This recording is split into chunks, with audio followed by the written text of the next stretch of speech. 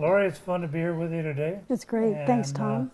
Good to see you again. We've known each other a long time. I remember when you started diving, but what motivated you to start diving?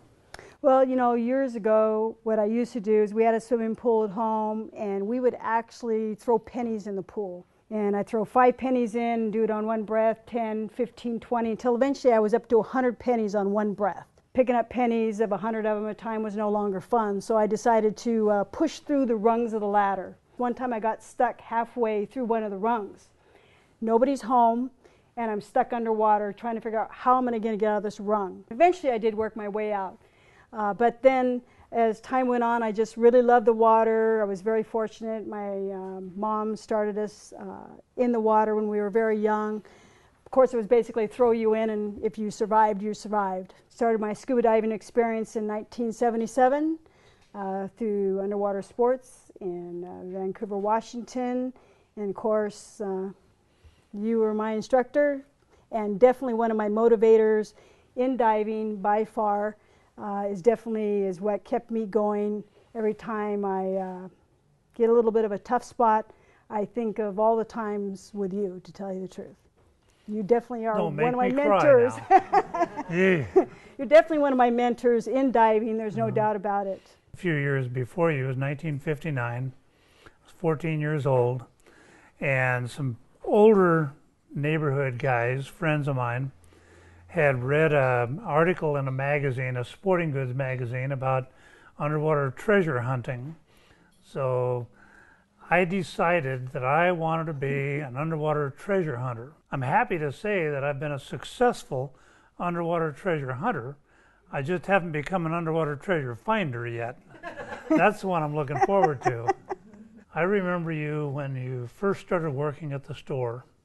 And how long did we work together? About 8 years? Yeah, 8 years, right. Yeah. Yep, I started mending wetsuits before I even got my training done. I would sit on the floor and mend wetsuits. I would say, here, Laurie, read this catalog and find out about this equipment we're about to sell.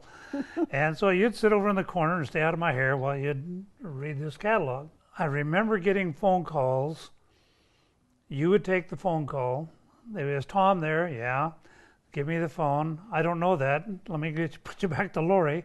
And so they would always get back to Laurie somehow. Pretty soon they quit asking for Tom. We would capture octopus and make octopus chowder and octopus fritters. And I actually cooked some up and brought it to my scuba classes in the 70s and fed it to the students. And the octopus was fine until I had an encounter one time up at Hood Canal.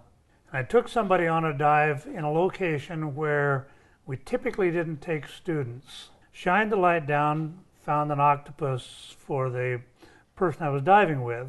So they looked down there and saw the octopus. I backed up and went up a little ways and found another one that's about halfway out of the crack in the cliff, the rocks there. Probably about a 40 or 50 pounder, pretty good size. And I reached in and started petting this octopus and set him up on a rock and started just petting him right between the eyes and everything. And so I motioned to my dive buddy, let's go get some crab to feed the octopus. We brought some back, fed the octopus a little bit, and then I got down. I had my eyes about maybe 4 inches away from this octopus's eyes. I'm just petting him right between the eyes. And he's just looking at me, kind of closing his eyes and opening them, petting him right between the eyes. Pretty soon he reached up with a tentacle and went across my head like this. I even get choked up telling the story. Yeah. And I felt, that's the last time I'm going to kill an octopus and eat it.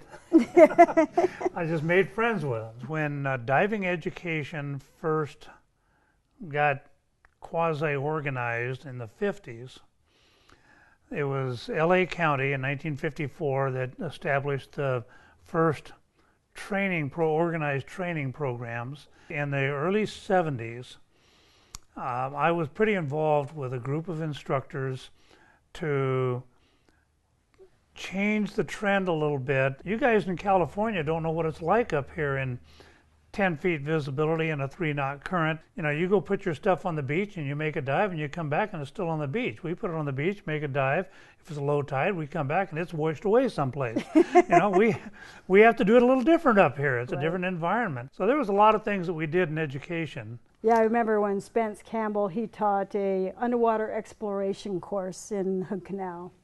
And what they did is they had a boat and then a line with a bridle off of it, and then a bar that went across, and 2 lines that went down. They had these 2 little underwater sleds. When one diver wanted to go down, you push the paddles down, the sled would go down. The problem, remember, there was this rigid bar.